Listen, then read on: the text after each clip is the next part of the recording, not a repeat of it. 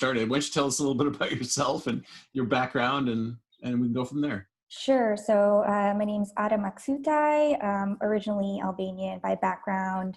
I was born in Greece and came to the United States when I was 6. So I grew up in New Jersey. There I afterwards attended the University of Chicago, where I studied economics and human rights. And then moved back to the New Jersey, New York area to work for 4 years as a strategy consultant at Accenture. There I did a lot of work across the public and private sectors related to growth innovation, corporate innovation, and then ultimately worked with clients including with the UN, World Economic Forum, and Pearson Education. Nice. Then leading into business school, I was basically wanting to continue to explore opportunities in innovation consulting or social ventures. So I did a lot of work on campus once I arrived here with a health technology venture.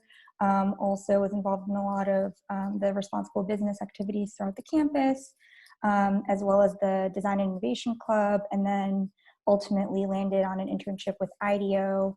That role was an internal internship related to how IDEO achieves impact and what that means for them.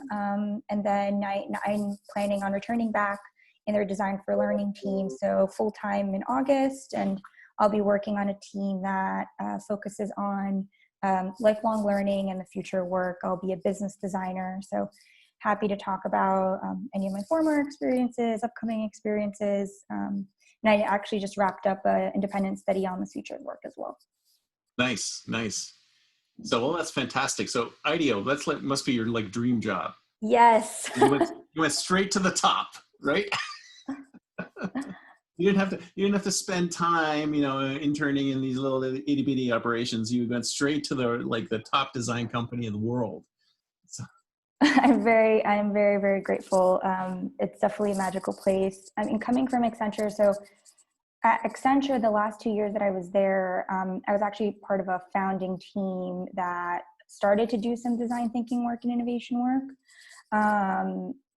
But it was a little bit of a struggle because that team was just starting to try out the cross-functional working. So the way Accenture was structured, there was a strategy team, a data science team, or a design research team, but they all always worked in their own silos.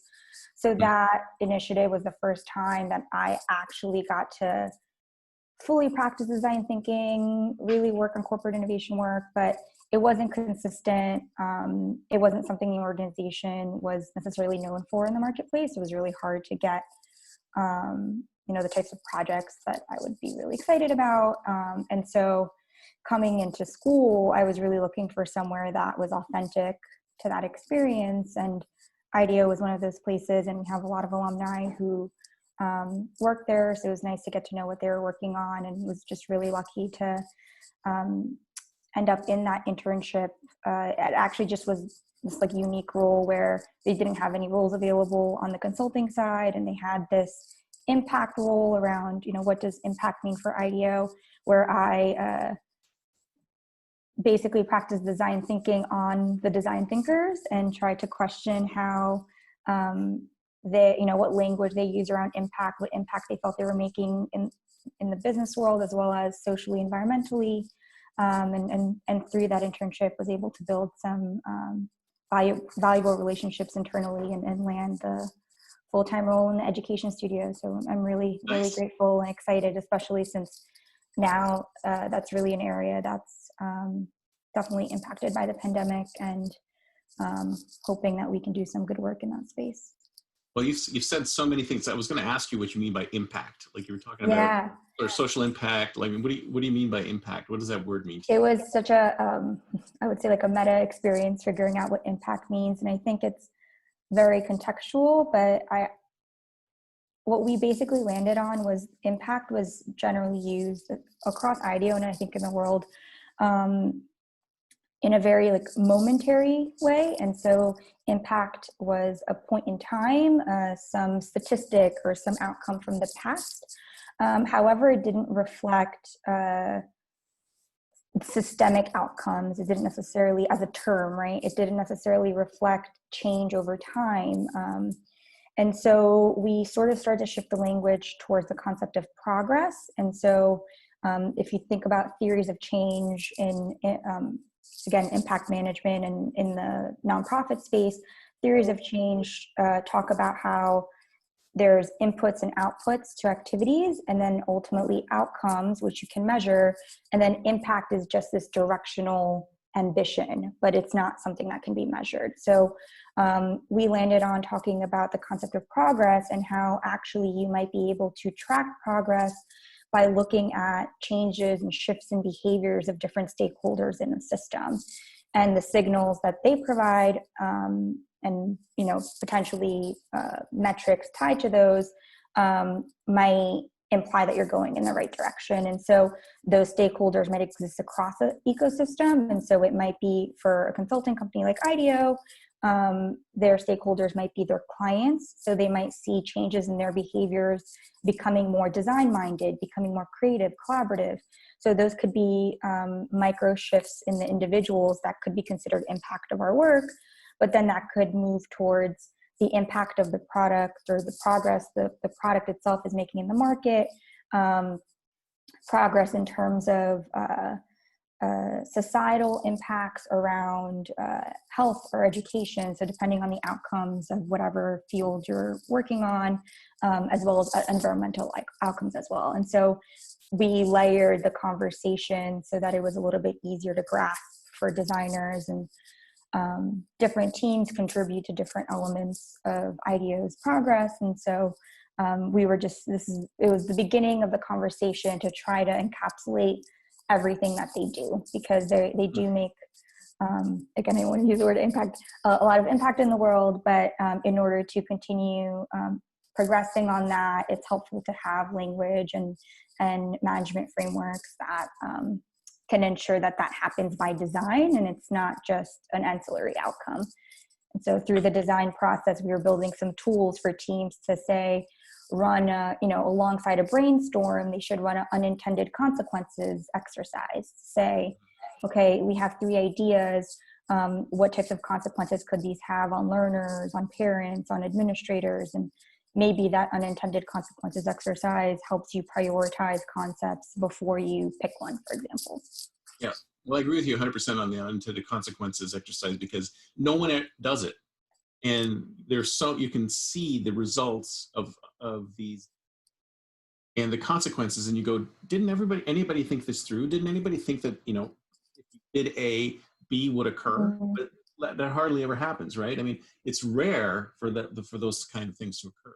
Yeah, and it's not, we're not fortune tellers, so we can't possibly imagine. That's why they're unintended, right? You can't possibly imagine every consequence, but even comparable, right. But even if you could, go through that thought exercise, make it part of your practice, it could at least ensure that you're trying to make the most, equitable or fair decision in that moment in time. And then also it's a way to revisit the outcomes of your initiatives later on and say, okay, we thought that X would happen, but that's not the direction it's going in. We could, iterate on the solution. Right. So when it comes to measurement, I'm really interested in the measurement part. What kind of measurement do you like? Because you're saying that the impact and the progress, there are metrics around that, but do you know what to measure and how to measure it? Honestly, that's sometimes the most difficult part. And in my summer project, we didn't even get to measurement because we were still trying to come up with the frameworks on how to even talk about progress. But I mean, for example, on the business spheres, you have traditional indicators around profit and how you can measure value of a business. And then across the nonprofit space and through impact investing networks, they have defined metrics for each of the sustainability development goals. And so the UN has 17 development goals. Each of those have kind of underlying outcomes that they're trying to achieve by 2030. And so you could kind of, for the social and environmental outcomes, start there and then move backwards and get more granular to which outcomes you want to be measuring in your particular initiative. But what was interesting for us was also sort of like, could we discover leading indicators? So could we discover, is there a way to measure whether a team is more creative? So IDEO has some surveying tools where they're helping figure out whether teams are collaborating in certain ways. And so could some of those measures actually be a leading indicator that this team is going to create a product that's more effective in the market in 1 year, or is going to create a product that's more creative, and so it might have a step change of impact on the market. And so I think there's been some experimentation in figuring out what are those leading indicators, and can we track those as we're doing the work, not just in retrospect, if that makes sense. Right. So when it comes to IDEO, I mean, I can understand they're using sort of non-traditional indicators and non-traditional signals to determine where things are going creativity-wise. But what happens when you go to like a regular business, like or a retailer or something like that? What kind of indicators should they be looking for? In terms of innovation or social impact? Yeah, exactly. Because a lot of times that's the big question. What's the ROI, right? What's the ROI? Yeah. And I mean, I think ROI, you think it's always got to be a financial ROI, but the reality is that innovation, Yeah. So I've seen a number of innovation metrics, and I have to like pull them up. But I know, for example, companies like Ford look at number of prototypes they've done or number of tests they've done in a month or in a period with customers. And so that's to assess products in the pipeline by the probability of success rather than realized revenue, right? And so if you're working on an innovation initiative, the issue is, and this is why innovation gets killed, and I'm sure you realize in most corporate innovation situations, is the kind of really long-term concept is being measured on like the same quarterly expectations as a core product. And so I think there's different metrics that are used in different stages of that product or service development. And so once it is kind of in that pilot phase, more metrics related to frequency of testing, how many customers are engaging with it, and more product market fit validation could be early indicators there that you're more likely to achieve profitability in that case, right? But holding some of those corporate innovation concepts to profit numbers in that quarter is really unfair, because you're basically saying this is an idea that's going to really be realized in the market 3 to 5 years from now, but then you're still expecting it to achieve the same results now. And so, yeah, focusing on some of those prototyping metrics, I think, has been something that I've seen in the past. Right. So when you were talking about working in corporate innovation at Accenture, were you actually working with clients at the time? We were working with clients, and so a lot of what we were doing was very early stage, kind of like, call it like futurescaping, and running workshops with the C-suite across CPG, retail, some automotive clients, some healthcare clients, basically bringing in their executive team and running them through immersive workshops where we, I guess there was like a dual strategy. It was part fear, part hope. So the fear part was, your business model is struggling. There is a lot of startups disrupting you. They're coming at you from 100 angles.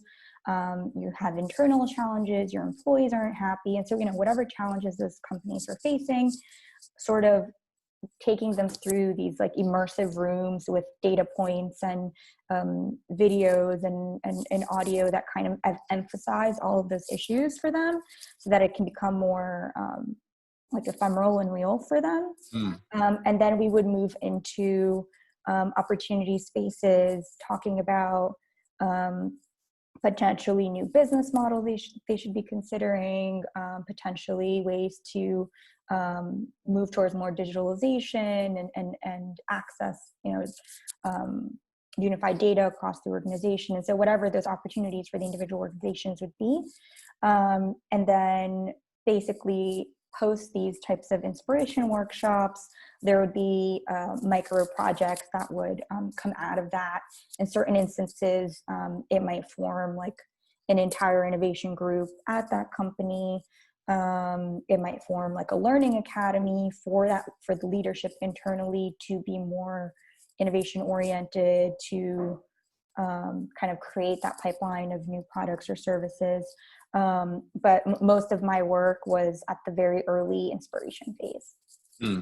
So can you give us an idea of the kind of challenges you had? Because I know when we do ideation sessions, the biggest challenge we have is sort of disconnecting them from the day-to-day and making them think about, oh, here's something that's going to happen next, as opposed to what's happening now. Did you have that same issue? Yeah, I mean, I think because that's also like an issue with how resources are allocated. I especially found that issue, after the session. I think the workshops themselves, worked well, especially if they were very immersive, because they could feel the issues that they were having at their organization, also get excited about some new concepts. We found that it was important for them to actually see a couple versions of their future. So, I think a lot of people struggle in imagining what that could be, especially if it's very different than where they currently are. And so if you're a beverage company, how can you become a wellness, virtual wellness life service? And you're like, that's not what we do. And so kind of presenting the leadership with some radical potential futures, but ones that also strategically make sense for them, can be very inspirational. But I think the biggest struggle was, after they left that full day experience and then they went back into their daily world, and we try to pitch proposals for starting to do these things, that's where all of the challenges of, the constraints of their business and the constraints of their roles being very short term, became an issue. And I think unless the CEO or very senior sponsors were very passionate about a particular concept or direction, it was very difficult to get things off the ground. So like when ideas meet reality, they kind of go. Yeah, or showing, and then I think just showing them a little bit more of a path. I think the other issue is a lot of fancy concepts are presented, and that sounds great, but when there isn't a clear path to that and some evolution for how the business is realistically supposed to get there, that's also somewhere that I think companies struggle, right? Yeah, especially, sorry, go ahead. No, go ahead. I was just going to say, with the consulting model, it's also weird because it's like you're doing all this work ahead of time to try to convince them to buy the solution, but they won't buy it unless they know what they're buying. And so it's this weird. Exactly. And I feel your pain there, because I do work for the Institute for the Future, and they're very similar in that way. Is that, they build these 10-year scenarios of where things are going to be in your company, in your business, in your industry 10 years from now. And then they present that and they're like, oh, this is great, but they can't see the connection between today and tomorrow. They can't see how they're going to get from here to there. And they really need that sort of guidance along the way to say, here's how you get there. Yeah. And if this is a future even that you want to go to, some pathway to get to that point.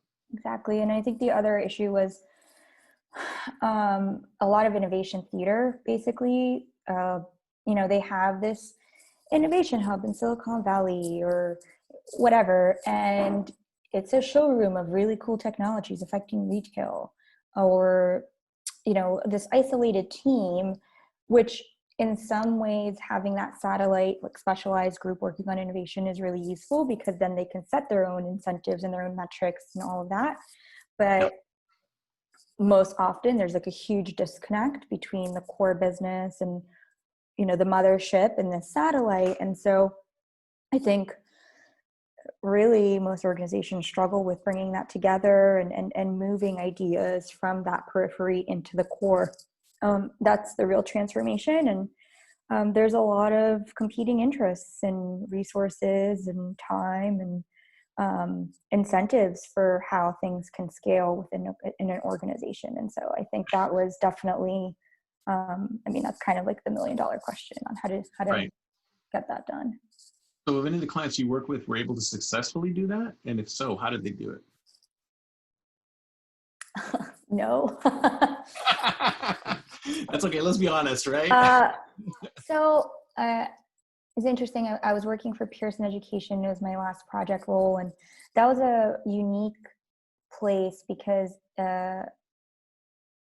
some of the most innovative things were coming out of the sustainability team. So that's where I was working on. They came up with this Tomorrow's Markets Incubator, which was an incubator for their employees to come up with new ventures that would start to target low income or underserved learners globally. And because these learners actually had very unique needs, the concepts that would be coming in were employing some of the most, emerging technologies or new business models that Pearson as a core business hadn't tried before. They maybe never leveraged blockchain in a certain way or, some type of platform business model. And so these concepts that were coming in through the employees for this social innovation incubator were, interestingly enough, models that the core business could learn from.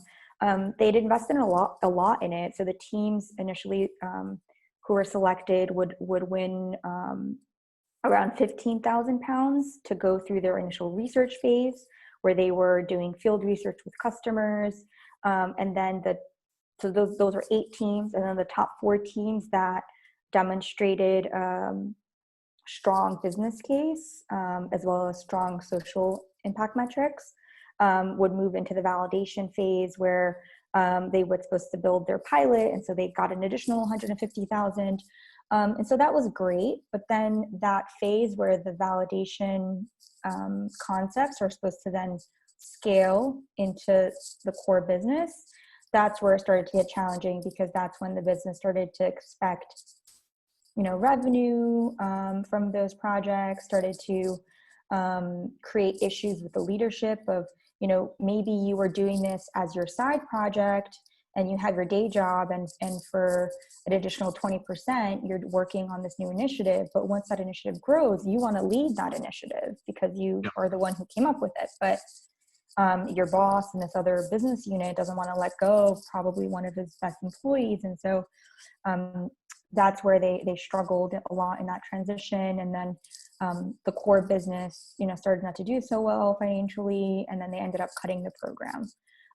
But actually there was so much potential there that they could have learned from, but the realities of the day-to-day, the realities of a declining business, rather than focusing on innovation as a tool to, propel them forward, it was the easiest thing to cut during that period. Well, it usually is. Innovation is the first thing to go.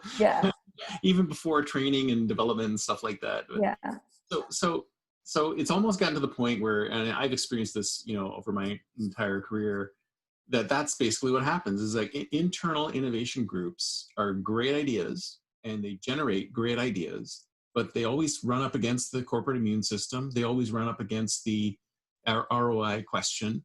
And a lot of companies basically say, you know what, there's no point in us spending the money to invent things here. Let's just wait for some startup to do this thing. Let them take the risk, let them lose the money, and then we can just swoop in and buy them. And then boom, we have that capability. And I'm just seeing more and more of that day in, day out. And it's a shame because there's so much innovation within these organizations and it's not being tapped. Are you seeing the same thing? Yeah, I would agree. And I think there's this assumption, M&A is great, but how many times have we seen it not be a successful integration, not be the most strategic fit? And employees in an organization have a lot of knowledge about the potential of where their organization can go, about the resources that they have. If you think about examples from, you know, Amazon taking AWS and actually turning it into a external business model, right? There could be a lot of ideas like that hidden within organizations that are not being tapped, and I think it would be a, you know, significantly wasted opportunity to not allow for that internal innovation. But at the same time, I think there just needs to be different structures and innovation, incentive models put in place. Otherwise, it's not going to work. And it keeps failing because everyone does have the same incentives in place. They do have the same performance models. And so there need to be very intentional steps around stakeholder management, partnerships across the organization. It's not just about coming up with a good idea. It's actually about helping the people coordinate and bring that idea to life. And then, I mean, I've been in a number of courses at Haas around open innovation. And that's another interesting concept of how can organizations, especially now where the economy might be tanking or it has tanked, could they engage in more partnerships? Could they share the risk of innovation with partners in ecosystems that can help one another, so that those innovation teams don't die, but actually are able to kind of weather the storm by collaborating with one another and sharing those resources across organizations. Right. And so one of my professors wrote an article about it. His name is Henry Chesbrough. He's basically coined the term open innovation. So there's been really interesting conversations around that too. When you say open innovation, is that per industry? So say a bunch of banks get together or a bunch of retailers get together. Is that what you're thinking? In the examples like set in the article, it was like, could you know, pharmaceutical companies collaborate? They have a lot of medications that they've tested for a particular condition. It didn't work, and they put it on the back burner. But there's so many opportunities to exchange that research, to open it up to multiple use cases, and actually partner across the entire ecosystem to find alternative applications. And so that was one example. But I think open innovation doesn't necessarily have to be within like industry boundaries, because a technology company could be working with an education company, could be working with a healthcare company on an initiative, right? I think it's just the concept that you're opening up your internal resources to an ecosystem that is able to build and innovate on top of those. And whether it's, I think crowdsourcing gets blended a lot with the concept of open innovation, and it is one method for open innovation, but even exchange of resources and open forms of collaboration, I think, would fit the definition. That reminds me of a story somebody told me once, that they were on a plane into Houston, and it was someone who was making medical devices and an oil and gas specialist. And they sat beside each other in the plane, and they realized there's a lot of similar issues in the field. They were building artificial hearts, right? With pumping things through artificial hearts.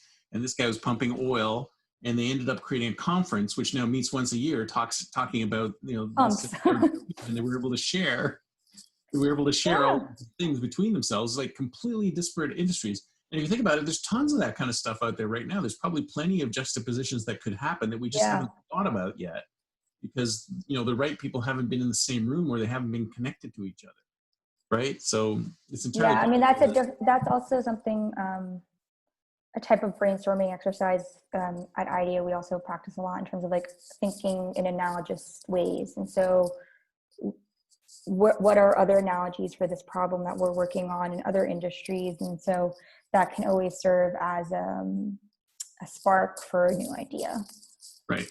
So do you find you have to really mix up the people at the brainstorming session so you can get the really crazy ideas, as opposed to just saying, okay, hey, group A, and you're all from department X, come up with something?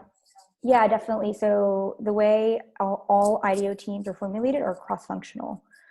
So I'll be a business designer, but on every team, there's usually a design researcher. So they play the role of the anthropologists, basically. They represent empathy for the user. I mean, we all have empathy for the user, but they kind of lead the development of interviews and field research, even though we all participate in those interviews. Then there's communication and interaction designers. So they're more traditional graphic design minded people. We have organizational designers, which think about the elements of within an organization. As a business designer, I think about the viability of business models and how those should be designed, and kind of have that client empathy. What other designers do we have on the team? We have. Do you ever bring subject matter experts in? Yes, particularly in education and healthcare, those teams definitely have, former practitioners. And so throughout the entire process, everyone is collaborating. Data scientists as well, is collaborating to extract the most valuable insights, come up with those new ideas. And that is also the challenge internally in companies, is that a lot of the teams are coming from a single function. And so that was something cool at Pearson, is seeing the employees who pitched these innovation ideas and where they were coming from. So there were actually editors of textbooks who were from like China, proposing a completely new business model around an English learning service. And you would have never thought that an editor was going to be pitching this new product development. You would have expected someone in product to have come up with it. And so this person may have never had the opportunity to even work on that initiative, but there's so much talent across all of the functions that can contribute to the innovation pipeline. And so finding ways to mix and match ultimately does come up with better ideas, because we're all bringing different backgrounds, and in terms of all forms of diversity too, not just skill diversity, but diversity of backgrounds as well. Yeah, well, I firmly believe that everybody has something to contribute. Anybody anywhere within the organization. I mean, because everybody is observant, right? I mean, beings, we observe everything, and then whenever we see, we're also lazy too. So whenever we see a way to improve things, make things easier, better, we sort of note them even mentally, and then a lot of times we just don't do anything with them because there's just no way, or there's no place for them to go. Right. So all of these great ideas are just sort of floating around within the organization in the brains of the people, but they never actually go anywhere. So that's why it's always essential to sort of pull them out somehow. Extract, process. Yeah. And then the other thing is, like, everyone has a different toolkit that they bring to the table, right? And so they're approaching problem solving in a more creative way because they are using different methods. Yeah. And like everybody actually has their own reality that they live in too. Yes. As long as it's like you have a clash of realities, that's where the real interesting stuff comes from. But I wanted to talk a little bit about design thinking before we jump into the future, because I know we both love the future. So are you saying what you're talking about? So design thinking has a lot of different definitions, and what would you say is the definition that's the most accurate? So tough because it means so much. I would say design thinking, it's a mindset and a set of practices for problem solving in a more creative way, and for being human-centered and taking empathy for the individuals in the systems that we're solving challenges in. Not just the customers. Not just the customers. The customer is not always the user, is not always the only, yes, the end customer in a B2C setting could be, the person that you want to center on, but there are so many situations, I'm thinking about education where I'll be working in. I need to think about the student, the parent, the teacher, the administrator, the state funding entities. There are so many stakeholders that I need to be understanding their incentives in order to design and solve for an issue that ultimately the student might be at the center, and giving them a quality, equitable education. But I can't realize that if I don't develop empathy for all of the stakeholders. And so while maybe some initial design had started on being very human-centered on the customer, I think that's broadened a lot, and systems thinking has also been integrated as well.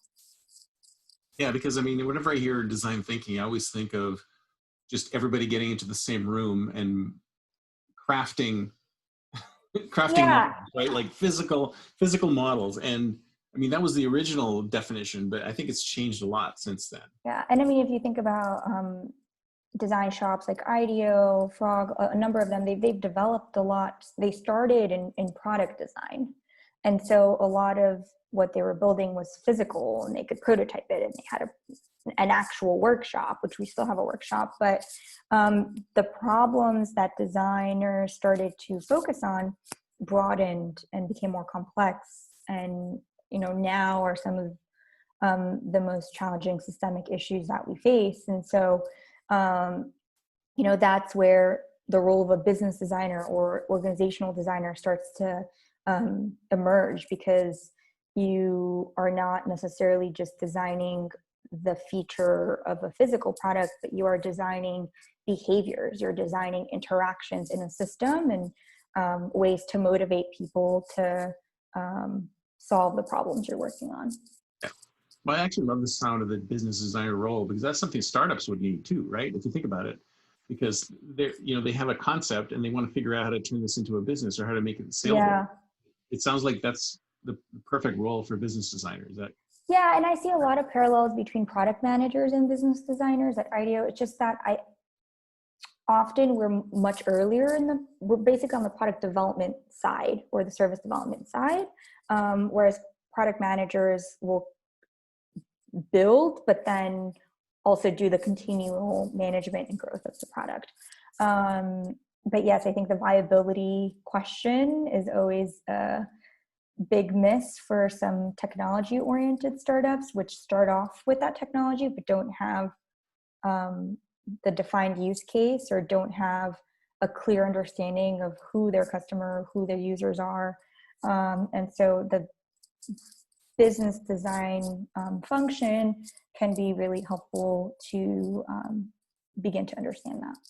I think that'd be really useful in corporate innovation groups too, right? Because you could spend some time on each of these generated ideas and go, this can turn into something, and this, if you pivot a little bit, can turn into something, or this is nothing right now, or it could be something later. So it sounds like a role that a lot of corporates should pick up as part of the there's a lot of, I think sometimes it's called venture design in these internal innovation teams.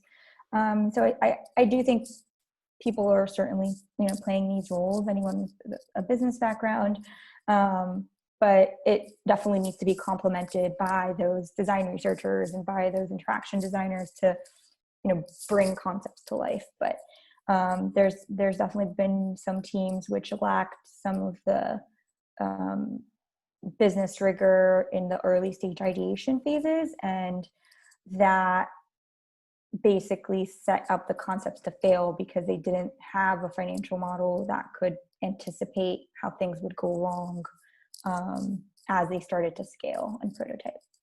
Right. And since none of these corporates have a huge staff like you guys do, they should hire IDEO to do this, right? Sure. just have them contact you directly. Although, a lot of the work that we do also is to embed change in the organizations and basically transition that off. And so the idea is not to have consultants for life, but to actually infuse organizations with the ability to be more collaborative, more creative, have these, have design thinking become part of their mindset and practice, and have it be infused throughout the entire organization, so that all teams can work in this way. I mean, you can even employ design thinking to your own life and your own family practices. How do you make the dinner experience better? How do you make the working from home experience better? And so, building that culture throughout organizations is likely to spur more creativity and innovation in the long run. Yeah. Well, I try to live my life in an agile way, so it's wonderful. But I want to talk a little bit about the future of work before we have to go. But we had this really interesting conversation last time we talked. So what's your take? I mean, you've done the research on the future of work, especially now with all of this, working from home models that we're all where do you see the future of work going? Yeah, and just to give you a bit of background, so when I say the future of work, I was looking at the effects of technological change on workers. So a lot of the conversation on the future of work, and I used to work with the World Economic Forum as well, was around how technologies are, improving productivity, and all these companies should employ artificial intelligence to, improve their efficiency, but with little regard to the impacts to workers. And so what I found is there needs to be a lot more collaboration to help overcome some market failures that we've seen. So basically, I would say a market failure is an instance where in workforce development, an individual corporation doesn't see a private return that's as high as the social return in investing in training or skilling up of community members so that they could fill a role for their company, because they're scared, if I invest in this individual, what if they leave? And so there have been examples of companies co-investing in training to address the skills gap in their local communities. And so Toyota had a program called FAME, and they'd actually started this a number of years ago, where they partnered with other manufacturers in the regions and community colleges, and they owned the curriculum. They defined the skills that they were looking for, and so they were very intentional about those skills. And then they basically reduced the risk of investing in something like that. Meanwhile, the students were able to achieve education that was debt-free. They were provide a co-op opportunity where they could basically intern for a few days of the week while attending classes the remainder part of the week. So that was just one example where companies collaborated to distribute that risk. Other areas, kind of room for improvement, is just elevating worker voices and understanding the consequences of technologies on their work. And it's not just in terms of the number of roles, but the quality of roles. How is this affecting their benefits? How is this affecting their well-being, even how they see themselves in their daily work? And so there's a number of startups actually that have started to address issues around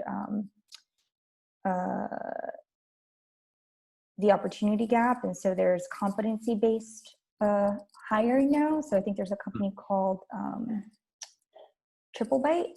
So they help, as the applicant, say I have some technology skills, I apply to TripleByte and I take a number of quizzes that certify my skills. And then that gives me an accelerated path to roles at technology companies. And those technology companies are basically hiring based on the specific skills that you have rather than any one degree. And so I think in the future, there's going to be a little bit of an explosion around credentialing and skill signaling. And a lot of the recommendations in my paper were for the business community to start taking a little bit more responsibility for signaling the skills that their own employees are building in their organizations, but then also hiring individuals in the market that might have been skilled up in alternative ways. Maybe they have skills from previous jobs, but they don't have a 4-year degree. They can do that job in 3D printing, but finding ways to bridge the skills gap and bridge the opportunity gap will be really important in order to have a workforce that's thriving, but then also for businesses to have the talent that they need to be successful going forward. Yeah, because I think, especially when it comes to talent, the whole system is broken, right? We're still going by the old resume, job description, and there's a lot of degree inflation. Yeah, everybody's doing it, right? And it's such an outmoded model, and you can see it happening now because you see things like coding houses springing up. They only have very short duration courses, or Udemy with their micro degrees or whatever it's called. And so and some corporates are picking it up, and others are like, oh no, you still need to have this, or you still need to have that. And the reality is that this whole world is disrupting. Education is definitely need sort of focused skill sets to take on some of these roles. So I mean, what needs to happen in these organizations for them to realize that, wait a minute, we're in a whole new world now. This is how we should be doing it, as opposed to looking at people, having to do a 4 or 6 year degree. Yeah. So again, there's a lot of degree inflation in the sense that there are so many jobs that don't really require a bachelor's degree, and probably the bachelor's degree didn't even teach you the skills that you're going to learn on the job. But that's just kind of the quick fix. Being more empathetic to organizations and hiring managers, it's really hard to actually figure out the exact skills that a particular role needs. And so there's a lot of hiring, using your gut. But I think there can be, again, a more industry-wide collaboration to say, okay, what are the types of roles that we're all hiring for? Let's work together to come up with some type of skills directory that represents the future skills that we anticipate needing in this time frame. Let's have some common language and terminology around this. And then that makes it easier to start assessing people against those skills. And so I think it is a shift in mindset, though, because there's a lot of bias involved. If you have a 4-year degree, you attended a prestigious school, you think that helped form how successful you are at your own role. And so if you're the hiring manager and someone who only has a high school degree but actually has a lot of work experience that might be relevant, you might be really biased against that person because of your own training and background. And so I think there needs to be a lot more work to internally get better at figuring out what are the skills that matter to your organization, and then working with new technology providers around competency-based hiring to reduce the barrier for those individuals that don't have the traditional training path, but actually can be really valuable contributing members to your organization. And that could address a lot of the skills gap. There's so much unemployment, but there's also a lot of jobs that are open that companies claim people don't know how to do, but maybe it's just that they don't know how to assess whether they can do them or not. Exactly. So who do you think should spearhead this? I mean, do you think HR departments everywhere should just come together and go, hey, we're going to do this a different way? Or are they part of the problem? No, I think HR teams are definitely part of the solution, but I think it goes beyond HR. I think it is a board level discussion in terms of how we treat our workers and how we expect to be approaching the market. Just more broadly, there have been state level initiatives around the future of work. So California has a commission on the future of work, and it had representatives from across different sectors, from the technology sector, from nonprofits, from worker advocates. And they've been coming up with these new recommendations, I think since April, around actually a skills directory, around defining what are quality jobs in California, around working on a moonshot for the middle class, where technology companies can catalyze their ecosystems. And so I think some of these cross-sector collaborations, such as the commissions, are a really good springboard for parties to start working together. And so I'm anticipating that there'll be a lead entity, a lead organization in each of those instances where more organizations can tag along.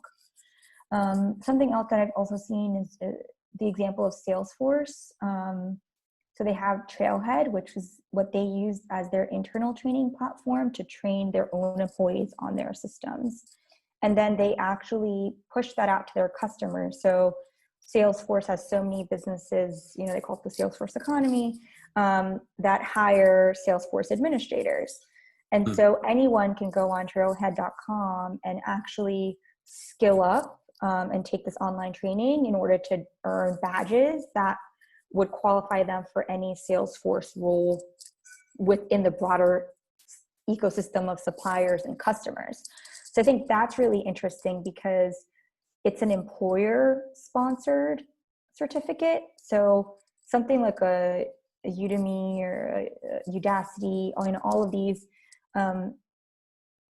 they might have low recognition in the market, but the Salesforce certificate provided through Salesforce, the ecosystem vendors might respect more. And so if somebody, even if they don't have a 4-year degree, has actually earned all of the badges required through the sponsored platform, they might have a higher chance of hiring them. They might have increased trust in that. And so Salesforce now created My Trailhead, which is an opportunity for companies to build their own training that's relevant for their employees, or maybe for training up community members in their industry. And so I think that's a cool platform that might evolve in the future to not be specific to Salesforce skills, but it could be something that other industries employ for training, that they actually recognize that micro credential. Yeah. And those things have been around forever, but this is just has been an automated way of doing it, because I remember a long time ago, we used to hire, certified engineers or MSNs, like there's certain certifications that you could get that were created by the organization saying, right, you're a certified SharePoint person or whatever. Right. And that would sort of be your ticket to anywhere. But it always had to be backed by, your 4-year degree. Education. So are you going to see a point at some point where we're going to say, you know what, maybe we don't need all that. We're okay with this plus some experience. I mean, I was including in the research, an organization called Opportunity at Work, and they were looking at, they call them stars. So individuals, I'm like forgetting the exact definition, but basically trained through alternative routes. I forget what the first word means. But basically there are 70 million of these stars which don't have a 4-year degree, but have been trained, say they work in retail. The skills that they've gained in retail might be really transferable to a health technician role. But they haven't been trained up in that way necessarily, or maybe those skills aren't recognized. And so 70 million people is basically half of the US workforce. Mm-hmm. That is a lot of lost potential that could be tapped through more skill-based hiring. And so I think there definitely needs to be a shift in mindsets related to this. I don't think it's going to be a overnight shift, but I think it's something that is required for individuals to have increased upward mobility in their wages and the opportunities that they have, but also for organizations to adapt more quickly going forward. But I think it's something that they can't really do alone. I do think that these broader industry or cross-sector collaborations will be needed to help them, because it's a big investment to figure out the skills that you need. And so I think, you said upward mobility, like there was a career ladder still in place. Do you think there's still a career ladder in place, or is it all like lateral now? Like I don't know that there's a career ladder within a certain organization, because people I think the average is they switch jobs or careers like 7 times in their lifetime or something like that, and that's probably going to grow even more. But I'm even talking about wage upward mobility. And so low wage workers, they tend to switch jobs the most, but they continuously cycle through low wage work. And so it's very difficult for them to breach that barrier. Also, with new technologies, they're disproportionately benefiting high skilled labor. Middle skilled jobs are going away. And so if you don't have a degree, but you do have other skills, you're continuously pushed back down to low wage roles. And so working, through both the private and public sector collaborations to help these individuals kind of bridge that gap is really critical. This is the thing that we talked about where everything will just, like, every organization will eventually get to 3 levels, like the senior executives, the mid and middle managers, which are all algorithms, and then the workers at the bottom on the side. Is that how where we're going? There'll be no more management because they're all algorithms. Like Uber model. I'm not sure. I'm not sure if that's necessarily the future I believe in, but I do think there's going to be a lot of augmentation in terms of working with AI, for example, and AI perhaps helping us making decisions or recommending more personalized path for customers. So even if you're the customer service representative, maybe you kind of have this assistant assisting you, AI assistant assisting you in doing your job. So I think there's just going to be a lot more hybrid roles where you're working alongside AI. But what does that mean? What does that mean for how you do progress and how you feel about your role? Because what if you took the most pride or found the most dignity in your role because you were making advanced level decisions, but now the algorithm is making the decision for you? And so even thinking about the psychological effects to workers, like working in those environments, is really fascinating. But yeah, I think increasingly we're going to start to see a mixture of AI supporting individuals in their roles, hopefully making their life easier and removing some of the administrative functions and helping them focus on more value-add activities. But overall, just like other automation technologies, AI is probably going to continue to benefit more traditionally schooled labor. Oh yeah, absolutely. And I think that in the end, I actually wrote a couple blog posts about this, is that in the end, it's sort of like manual labor will probably end up being the most expensive job, because there's things humans can do that AI can't. I mean, you can probably eliminate accountants and bookkeepers and marketers and all sorts of people. Well, I mean, once all marketing goes online, then do you really need a marketer? Maybe you just need an algorithm to be a marketer for you. So at some point, probably most white collar work will be algorithmized, and then everything left physical, everything will be physical that's left over, because that's the one thing computers and robots can't do very well, is physical stuff, right? I mean, I remember watching a video saying, okay, they compared like a 6-year-old cleaning the table, like after dinner, like pick up everything and throw it in the dishwasher. And then they had a computer with like a grappling hook trying to pick things up. And the kid did it in like 5 minutes. And the computer was still there, like struggling, 10 hours later, trying to pick up a wine glass without breaking it. Yeah. So we're still going to have that. I think we're still going to have that difference. But what it's going to do is it's going to focus on the physical labor part, is the piece that humans are going to do. And I think it's like what model that you're talking about, it'll evolve into the AIs will do the stuff that AIs are good at. And the humans will do the stuff the humans are good at. And then together, hopefully it will they might not be a better combination. But they'll each provide, what they do best at, which is great, because right now we have a lot of humans doing jobs that AI is doing. We have a lot of AI doing jobs that humans should be doing. So once we sort of get that, split of responsibilities down, then I think everybody will be happier, because the humans will be happy being more human, and the AIs will be, they don't care. They don't feel anything. Yeah, exactly.